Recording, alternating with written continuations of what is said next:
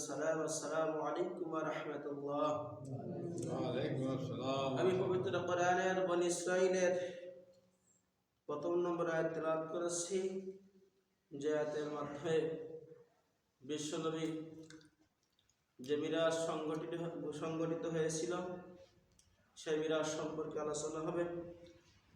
মিরাজের ঘটনা অনেক দীর্ঘ, আমি এর মধ্যে থেকে সংক্ষেপে অল্প অল্প করে সবকটা পয়েন্ট বলার চেষ্টা করব, কারণ এই মিরাজ সম্পর্কে বিস্তারিত আলোচনা করতে গেলে এটা 4 জুমা লেগে যাবে, তাও হবে না। এই জন্য মিরাজের যে ঘটনাটা আমরা জানবো, বিশ্বনবী এক রাতের মধ্যেই এই ঘটনাটা ঘটেছিল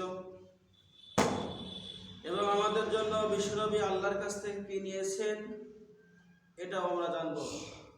কি নিয়ে এসেছেন আমাদের জন্য আমরা জানি, আমাদের নবী আমাদের জন্য 5 ওয়াক্ত নামাজ নিয়ে এসেছেন।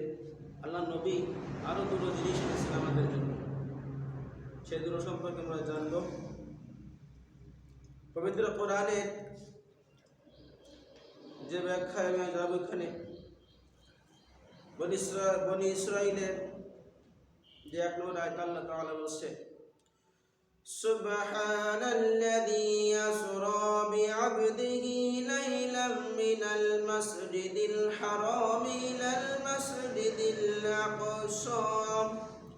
আমার আল্লাহ রাব্বুল আলামিন বলেন, যে মহান পরম সত্তার কসম, যিনি স্বয়ং বান্দাকে বিশ্বনবীকে বিআদিহি লাইলাম মিনাল মাসজিদিল হারাম, মসজিদ হারাম থেকে ইলাল মাসজিদিল আকসা পর্যন্ত ভ্রমণ করাইছেন। সুবহানাল্লাহ।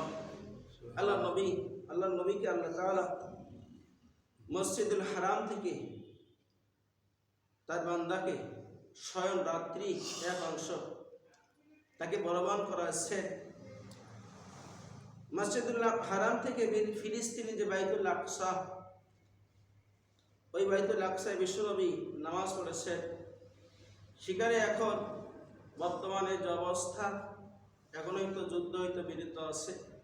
ওই ফিলিস্তিনি অধিকাংশ নবী ফিলিস্তিনে আসছে, অধিকাংশ নবী কোথায় আসছে?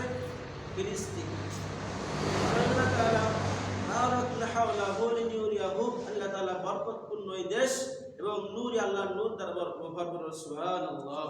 যেখানে বারাকা নাযিল হয়, আল্লাহ নূর আল্লাহ তাআলা করে দিয়েছে তার চতুর্পাশে, এবং তার নির্দেশনা দেখানো আমার বিশ্বনবীকে, যার যে নির্দেশনা আছে, যে সুন্দর সুন্দর জিনিসগুলো আমার নবীকে আল্লাহ রাব্বুল আলামিন ওই রাত্রে দেখালেন।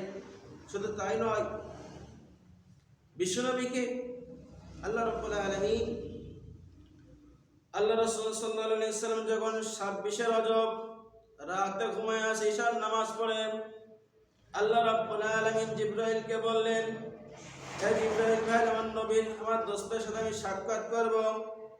স্বয়ং আল্লাহ তাকে দাওয়াত দিলেন। কিটা দিলেন? স্বয়ং আল্লাহ তাকে দাওয়াত দিলেন।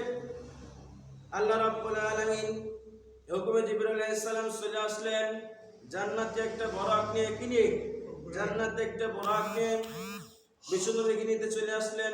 বিশ্বনবী ঘুমায় আসেন। জিবরাইল আলাইহিস সালাম বিশ্বনবীকে নিয়ে সর্বপ্রথম একটা জায়গা নিয়েছেন, নিয়ে সেই ওখানে উঠলেন। উঠার পরে দেখলেন তো বোম্বা খেয়ে গেলেন বিশ্বনবী। ওখানে উঠে বলেন, আল্লাহ রসুলকে বললেন, হে আল্লাহ রসুল, তুমি দোয়া করো। এটা কোন জায়গায়? বিশ্বনবী জিজ্ঞাসা করলেন। জিবরাইল আলাইহিস সালাম বললেন, তোমার ভাই মুসা নবী যে পাহাড়ে আল্লাহর সাথে কথা বলতো। সুবহানাল্লাহ। মুসা নবী যে পাহাড়ে আল্লাহর সাথে কথা বলতো, সেই তুর পাহাড়ে বিশ্বনবীকে প্রথমে গেল এবং সিদরাতুল মুনতাহা নেওয়ার জন্য আল্লাহ এত কাছাকাছি পৌঁছালেন যে উভয়ের মধ্যে 2টি ধনুক বা কোনো কম ব্যবধান ছিল। আল্লাহর কাছে যখন গেলেন, অনেক ঘটনা বলবো, আল্লাহর কাছে কত সময় লাগলো নিরন্তর।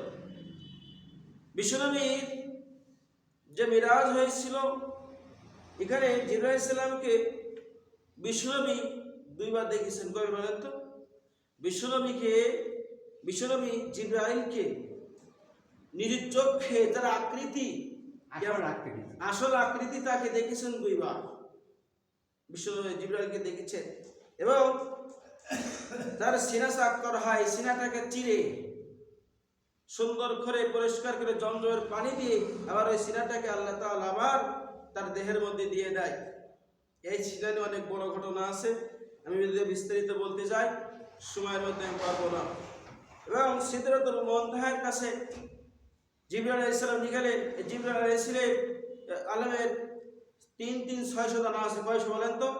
3-600 দানা জিবরাইলের আছে। এবং বিশ্বনবীকে যখন আল্লাহর মসজিদ আকসা থেকে মসজিদে হারাম পর্যন্ত নিয়ে যাচ্ছেন, প্রথম আসমানে নিয়ে যাইতে যাতে বিশ্বনবীকে দুধ এবং মদ দেওয়া হলো। বিশ্বনবী দুধটাকে বেশি নিলেন। কি বললেন? বিশ্বনবী দুধটাকে বেশি নিলেন। আর এই দুধ সূরা নমলের মধ্যে আসছে। এর মধ্যে সূরা নমলের মধ্যে আছে, বিস্তারিত আছে। দুধ একটা ওষুধ। কি বলেন তো? দুধ একটা ওষুধ। এবং যাইতে যাইতে বিশ্বনবী যে নূর আলো বললেন, তুমি দুধটাকে পছন্দ করেছ, এই জন্য তোমার উম্মতগণ নূর এবং আলো দ্বারা ভর্তি হয়ে যাবে। সুবহানাল্লাহ। কি দ্বারা? নূর মানে আলো, আলো দ্বারা তোমার উম্মতগণ ভর্তি হয়ে যাবে। আল্লাহ রাসূলকে 4টি নহর দেখালেন। কয়টা বলেন তো?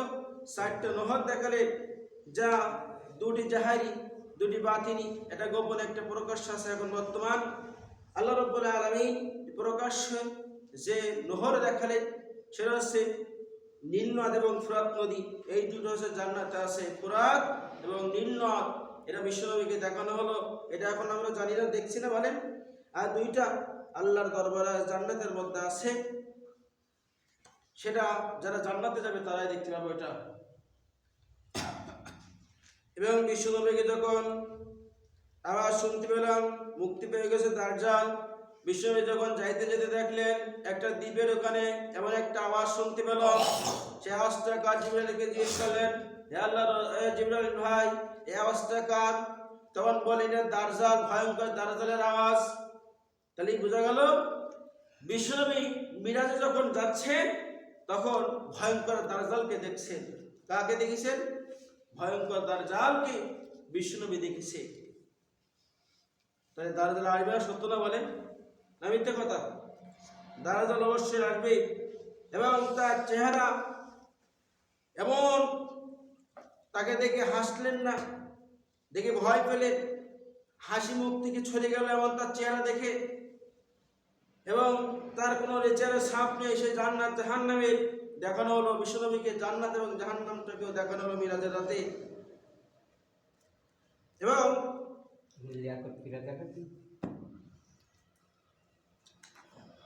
এই জন্য এবং বিশ্বনবী মিরাজে যাওয়ার সময় আল্লাহর সাথে সাক্ষাৎ দেওয়ার পথে এমন এমন কিছু ঘটনা দেখলেন, যে ঘটনা বিশ্বনবী দেখে আশ্চর্য হয়ে গেলেন, অবাক হয়ে গেলেন। বিশ্বনবীকে জান্নাত জাহান্নাম দেখানো হলো। এবং আল্লাহ রাব্বুল আলামিন যখন জান্নাতকে তৈরি করলেন, জিবরাইলকে বললেন, হে জিবরাইল ভাই, কথা বলছিলেন, আমি কথা বলছি, কথা বলি তো সবতে হয়ে গেল। আস্তে আস্তে বলা যায়। আল্লাহ রাব্বুল আলামিন যখন জান্নাত থেকে তৈরি করলেন, জিবরাইলকে বলেন, জিবরাইল ভাই, তুমি জান্নাতটা দেখে আসো, জান্নাতের নিয়ামত দেখে আসো। জিবরাইলকে আল্লাহ রাব্বুল আলামিন জান্নাতের মধ্যে পাঠালেন। জিবরাইল আলাইহিস সালাম জান্নাত থেকে ঘুরে ফিরে দেখালেন বিশ্বনবীকে। এবং দেখে এসে জিবরাইলকে বললেন, হে জিবরাইল, তুমি জান্নাতটা কেমন দেখলে? বলে, আল্লাহ রাব্বুল আলামিন এই জান্নাতের মধ্যে কেউ যাইতে পারবে না সহজে। কি বললেন? জান্নাতের মধ্যে কেউ সহজে যাইতে পারবে না। আমরা মনে করি 5 ওয়াক্ত নামাজ পড়ি, দাড়ি রেখেছি, আমরা জান্নাতে সোজা চলে যাব। জান্নাত এটা কোনো মামুর বাড়ি না যে আমি জান্নাত চাইলাম আল্লাহর কাছে পেয়ে গেলাম। জান্নাতে যাইতে হলে জান্নাতের কাজ করতে হবে। এবং আল্লাহ রাসূলকে জাহান্নামকে দেখানো হলো। জাহান্নাম দেখানোর পরে এখানে কেউ যাইতে চাবে না। জাহান্নামের মধ্যে কেউ যাইতে চায়? বলেন, কেউ যাইতে চাবে না। সকলে আমরা জান্নাতে যেতে চাই। বিশ্বনবী আরো ঘটনা দেখলেন, এতিমের মা যারা সম্পদ অন্যায়ভাবে আত্মসাৎ করেছে, গ্রাস করে নিয়েছে, এবং তার অবস্থা খুব ভয়ানক, এবং তাদের ঠোঁট ছিল উটের ঠোঁটের মতন, এবং নিজের মুখের পাথরের টুকরার মতন, এবং তার অঙ্গার প্রবেশ করেছে পেটের মধ্যে। যারা এতিমের মাল খেয়েছে, সম্পদ খেয়েছে, আমরা মনে করি এতিম শুধু যার পিতা নেই, যার মা নেই সেই এতিম। আমরা রাষ্ট্রের কাছে যারা ঘরে বসে এরা হচ্ছে এতিম। এই এতিমের মাল যারা ভক্ষণ করেছে, খেয়ে নিছে, আত্মসাৎ করেছে। আমাদের সমাজে এখন দেখা যায়, যদি ভাই মারা যায়, ভাই এবং ভাইপোর যে সম্পদ থাকে চাষা গিরাস করার চেষ্টা করে, খেয়ে নেই, নাই না বলেন?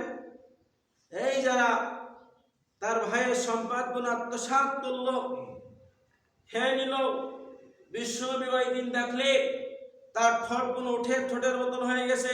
উট পাখি আছে না বলেন? উট পাখির ঠোঁট বড় না ছোট? এবং তার নিজের মুখের মধ্যে পাথর ঢোকানো হচ্ছে, এবং তার পেটের মধ্যে অঙ্গার মানে আগুন ঢোকানো হচ্ছে। কি ঢোকানো হচ্ছে?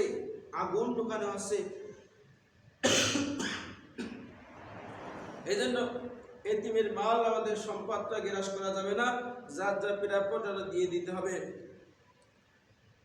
আল্লাহ রাব্বুল আলামিন যখন রাসূলকে নিয়ে যাচ্ছেন মিরাজের ভবনটা আল্লাহর সাথে সাক্ষাৎ করার জন্য, রাসূল সাল্লাল্লাহু আলাইহি ওয়াসাল্লাম যাইতে যেতে সুদখোরকে দেখলেন। কি দেখলেন?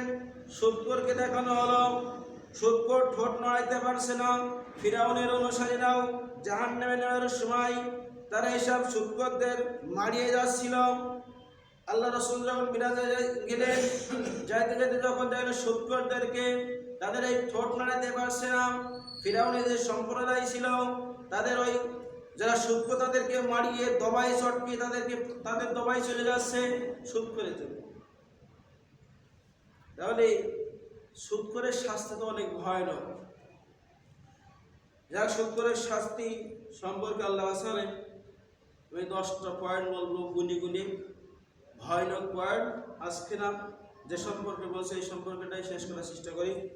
এবং যাইতে যাইতে আল্লাহ রাসূল সাল্লাল্লাহু আলাইহি ওয়াসাল্লাম জিনাকারীকে দেখলেন, এবং তাকে পচা গোশত খাওয়ানো হচ্ছে। যারা জিনাকারী তাদেরকে পচা গোশত খাওয়ানো হচ্ছে। পচা গোশত কত কঠিন, দুর্গন্ধ করেন, ভালো গন্ধ লাগে গোশত বলেন, একটা মাংস পচে গেলে দুর্গন্ধে যাওয়া যায় না, তাকে সেই গোশত খাওয়ানো হচ্ছে। এবং সেই সব নারী যাদের মুখে বড় বড় কাঁটা শুলো ঝুলিয়ে রাখা হয়েছে, এমন নারীদেরকে আল্লাহ রাসূল সাল্লাল্লাহু আলাইহি ওয়াসাল্লাম দেখলেন তাদের বুকের মধ্যে কাঁটা ঢুকিয়ে ঝুলাই রাখা হয়েছে। যারা দুনিয়াতে বেপরদা হয়ে যেসব নারী চলেছে, যারা স্বামীর কথা শুনেনি, স্বামীর খেদমত করেনি, নিজের রূপ যৌবনকে অন্যকে দেখানোর চেষ্টা করেছে, ওইসব নারীদেরকে এই বুকের মধ্যে কাঁটা মেরে কাঁটা ঢুকায়ে ঝোলাই রাখছে। আল্লাহ রাসূল সাল্লাল্লাহু আলাইহি ওয়াসাল্লাম সেটাও দেখলেন।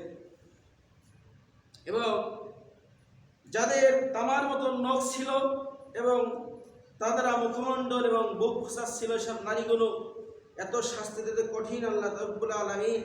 এবং গীবতকারীর শাস্তিও আল্লাহ রাব্বুল আলামিন রাসূলকে দেখাইছেন। যারা গীবত করে সমাজের মুখে, যারা অন্যের সমালোচনা করে, তাদেরকে তাদের শাস্তি এত ভয়ানক হচ্ছে, বিষ্ণবী দেখেই অথম্ভব হয়ে গেলেন এইসব আমার উম্মত যারা মানুষের গীবত করেছে, পেছনে সমালোচনা করেছে, এটার শাস্তিও আল্লাহ রাব্বুল আলামিন মিরাজের রাত্রে রাসূলকে দেখাইছে। তাহলে আমরা কি গীবত থেকে বাঁচতে পারি না? বলেন, পারি না? শাস্তি আল্লাহ তাআলা তাদেরকে মিরাজের রাতে রাসূল সাল্লাল্লাহু আলাইহি সাল্লামকে আল্লাহ রাব্বুল আলামিন দেখিয়েছে। এজন্য এবং নবীকে কিছু অলৌকিক নির্দেশক কিছু অংশ শোষককে আল্লাহ রাসূলকে দেখাইছেন। আল্লাহ রাব্বুল আলামিন বলেন লিনুরিহি মিন আয়াতিহি, বিশ্বনবীকে এমন অলৌকিক ঘটনা, এমন এমন কিছু দেখাইছেন, আশ্চর্য জিনিস আল্লাহ রাসূল সাল্লাল্লাহু আলাইহি সাল্লাম নিজ চোখে দেখেছেন, শোষক রাসূল সাল্লাল্লাহু আলাইহি সাল্লাম দেখেছেন।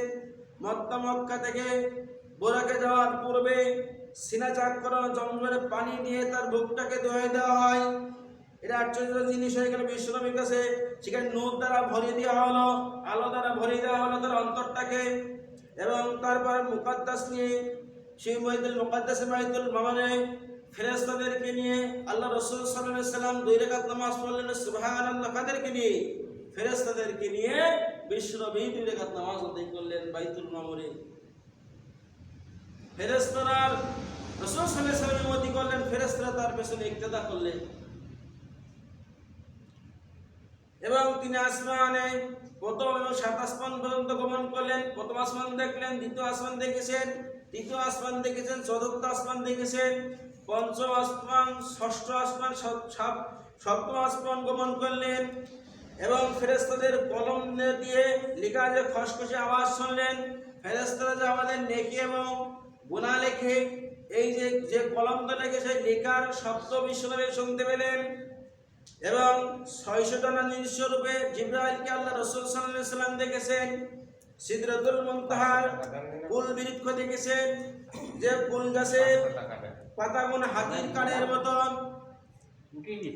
এবং ফলগুলো গামলার মতো। সুবহানাল্লাহ। আর রাসূলকে যে কুল বৃক্ষ, এবারে কুল গাছ বলি না, সেই কুল বৃক্ষ বিশ্বনবীকে দেখালে যে কুলের পাতাগুলো হাতির কানের মতো এবং যে ফলটা, ওই ফলটা গামলার মতো। কত বড় দেখছেন একটা কুল। এবং সপ্তম আসমানে বাইতুল মামুর দেখেন এবং দেখানোর পর 70,000 ফেরেশতারা সালাত আদায় করে সুবহানাল্লাহ কি বলে। এখানে এই তাফসীর দেখলাম 70,000 ফেরেশতা সেখানে বাইতুল মামুরে নামাজ আদায় করলেন তার সাথে। এবং হাউজে কাউসার দেখানো হলো, জান্নাত জাহান্নাম দেখানো হলো, নিয়ামতের যে কঠিন শাস্তিও দেখানো হলো, যাদেরকে কঠিন শাস্তি দেওয়া হবে সেইগুলো বিশ্বনবীকে দেখালেন। তাকে তার জন্য নির্ধারিত সুপারিশের যে স্থান, বিশ্বনবী যে আমাদেরকে সুপারিশ করবেন হাসরের ময়দানে, যে স্থানে বসে রাসূল সাল্লাল্লাহু আলাইহি ওয়াসাল্লাম সুপারিশ করবেন, সেই মাহমুদ দেখানো হলো। যে স্থানে বিশ্বনবী দাঁড়ায় আমাদের জন্য সুপারিশ করবেন, সেই স্থানটাও কে বিশ্বনবীকে দেখানো হলো। সুবহানাল্লাহ। এবং সিদরাতুল মুনতাহার পৌঁছালো, আল্লাহর সাথে কথা এবং 5 ওয়াক্ত নামাজ। কয়েকদিন আসলে 5 ওয়াক্ত নামাজ নিয়ে আসছেন আমাদের জন্য। এবং সরাসরি আল্লাহকে দেখেননি, অনেকে বলে যা সরাসরি আল্লাহকে দেখেছে। এই তাফসীরেতে সরাসরি আল্লাহকে দেখা যায়নি, আল্লাহ তাআলা নূর দেখেছিল। বিশ্বনবী সুবহানাল্লাহ কি দেখেছিল? আল্লাহর নূর, আলো দেখেছিল। মুসলমান কি দেখতে পারছিল? আলো দেখেছে, নূর দেখেছে। আল্লাহর যে নূরের তাজাল্লি, ওরা দেখলে এমনি বেহুশ হয়ে যাবে, সে দেখবে সেই বেহুশ হয়ে যাবে। নবীরা পর্যন্ত বেহুশ হয়ে গেছে তার নূরের তাজাল্লি দেখে। হ্যাঁ, আল্লাহকে আপনি সশক্ত দেখতে পারবেন, আপনি দেখতে পারবো যদি জান্নাতে যাবে। সুবহানাল্লাহ। জান্নাতে গেলে আল্লাহকে সরাসরি দেখতে পারবেন। যে জান্নাতে যাবে তাকে আল্লাহকে সরাসরি দেখা যাবে। এবং তিনি নেমে আসলেন বাইতুল মুকাদ্দাসে, নবীগণের সালাতের ইমামতি করেন। তারপর বুরাক চড়ে রাত্রি কিছু বাকি অংশ থাকতেই মক্কায় মসজিদুল হারামে ফিরে আসলেন এবং তিনি একই রাত্রে জান্নাত জাহান্নাম যা কিছু আছে বিশ্বনবীকে আল্লাহ তাআলা দেখালেন এবং একই রাত্রিরে কিছু অংশ বাকি থাকতে আবার মসজিদুল হারামে রাসূল সাল্লাল্লাহু আলাইহি ওয়াসাল্লাম ফিরে আসলেন। আশ্চর্য ঘটনা বলেন না?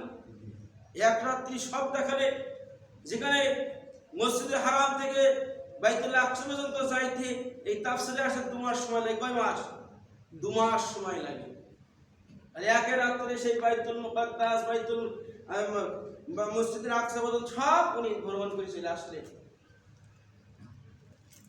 অন্যান্য নবীদের যে নির্দেশনা ছিল সেগুলো দেখানো হয়েছে। এখন ওইগুলো বলার সময় সংক্ষেপ এবং অন্যান্য ঘটনাগুলো সংক্ষেপ তুলে ধরবে। এবং বিশ্বনবী যখন মিরাজ সম্পূর্ণ করে ফিরে আসলেন এবং যখন কুরাইশদের সাথে বলতে লাগলেন, কাদের সাথে? কুরাইশদের সাথে যে বলতে লাগলেন, আমি আজকে রাত্রে মিরাজ আল্লাহর সাথে সাক্ষাৎ করে আসছি, জান্নাত জাহান্নাম দেখেছি, বাইতুল মামুরে দেখেছি, তুর পাহাড়ে দেখেছি, বাইতুল আকসায় গেছি, বাইতুল আকসায় গেছি, বিভিন্ন সব কিছু দেখে আসছি। যখন কুরাইশের সামনে এই কথাগুলো তুলে ধরলো, তখন তারা বিশ্বাস করতে লাগলো না। অনেকে থমকে বসে বলল, আসছে ঘটনা বলে সবাই শুনে বসে বললো, কি আসছে, কিভাবে সম্ভব? কুরাইশরা আবু জাহেল তো বিশ্বাস করতে পারছে না, ওটা তো বিশ্বাস করছে না। আবু জাহেল বলে, আবু বকর তোমার নবী তো পাগল হয়ে গেছে। কি বলছে? আবু বকর তোমার নবী তো পাগল হয়ে গেছে। আবু বকর রাদিয়াল্লাহু বলেন, আমার রাসূলকে এগুলো সত্য, এগুলো কি বলেছে আপনাদের সামনে? হ্যাঁ, এগুলো বলেছে। তাহলে আল্লাহ রাসূল সাল্লাল্লাহু আলাইহি ওয়াসাল্লাম সত্য বলেছেন, সুবহানাল্লাহ। আবু বকর বললেন কি, আল্লাহ রাসূল সাল্লাল্লাহু আলাইহি ওয়াসাল্লাম এগুলো সত্যই বলেছে। তখন রাসূল আবু বকরকে সিদ্দিক উপাধি দেওয়া হয়। কি দেওয়া হয়? সিদ্দিক উপাধি দেওয়া হয়, যা সত্যিকারের বিশ্বাস। এবার তো আমি সংক্ষেপে বলছি, এগুলো অনেক বড় ঘটনা, এগুলো সময়ের কারণে আমি সংক্ষেপে বলছি এগুলো। তাহলে আবু বকরকে কি দেওয়া হলো? সিদ্দিক উপাধি দেওয়া হলো। এবং যখন কাফেররা বিশ্বাস করতে লাগলো না, কুরাইশরা, আল্লাহ রাব্বুল আলামিন স্বয়ং বাইতুল মামুর তার সামনে তুলে ধরলো। সুবহানাল্লাহ। কি বলে? আল্লাহ তাআলা স্বয়ং বাইতুল মামুর তার সামনে তুলে ধরলো। ওই বাইতুল মামুর করা দরজা আছে, করা জানলা, যা কিছু আছে, বিশ্বনবী সব কাফেরদের সামনে বলে দিল। সুবহানাল্লাহ। তারপরে আবু জাহেল বিশ্বাস করছে না। আবু জাহেল কি করছে? বিশ্বাস করছে না।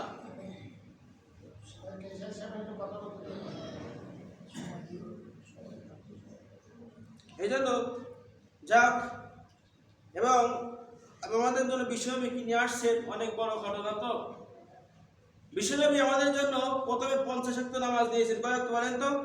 50 ওয়াক্ত। এবং 50 ওয়াক্ত নামাজ যখন আল্লাহর কাছে নিয়ে আসলেন, মুসার সাথে সাক্ষাৎ হলো। কার সাথে?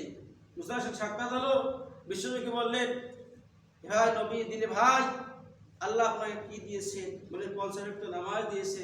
তা বললেন, যাও, ফিরে যাও, তোমার উম্মত পারবে না। আল্লাহ রাসূল সাল্লাল্লাহু আলাইহি ওয়াসাল্লাম আল্লাহর কাছে 9 বার গেলেন। কয়বার? সঙ্গে 9 বার গেলেন। শেষবার তখন বলেন, আমার যাইতে লজ্জা করছে, আমি যাইতে পারবো না। এবং আল্লাহ নবী আমাদের জন্য 5 ওয়াক্ত নামাজ দিয়ে আসছেন এবং বললেন, আল্লাহ ঘোষণা দিয়ে দিলেন, যদি তোমার উম্মত যদি 5 ওয়াক্ত নামাজ একিনের সহিত তাকওয়া ভিত্তিক পড়তে পারে, আমি আল্লাহ রাব্বুল আলামিন ওই 50 ওয়াক্ত নামাজ, ওই 5 ওয়াক্ত নামাজ পড়লে তার আমল নামায় লিখা হবে। সুবহানাল্লাহ। তাহলে 5 ওয়াক্ত পড়লে কয় ওয়াক্ত নামাজের সওয়াব পাওয়া যায়? 50 ওয়াক্ত। এবং এবার আরো দুটো জিনিস নিয়ে এসেছে বিশ্বনবী। সূরা বাকারার শেষ 2 আয়াত নিয়েছে। কি নিয়েছে? সূরা বাকারার শেষ 2 আয়াত নিয়েছে। আমার রাসূল যদি কোনো ব্যক্তি রাত্রে এই দোয়াটা পড়ে শুতে পারে, ওই দোয়াটা পড়লে, ওই আয়াতটা বললে আল্লাহ তার জন্য যথেষ্ট, আর কিছু করা লাগবে না। কিছু করা লাগবে না। তা ছোট বড় যত গুনাহ আছে, আল্লাহ তাআলা বলছেন, যদি শিরিক যদি না করে, তার যত কবিরা সগীরা যত গুনাহ আছে, আমি আল্লাহ তাআলা ক্ষমা করে দেব। সুবহানাল্লাহ।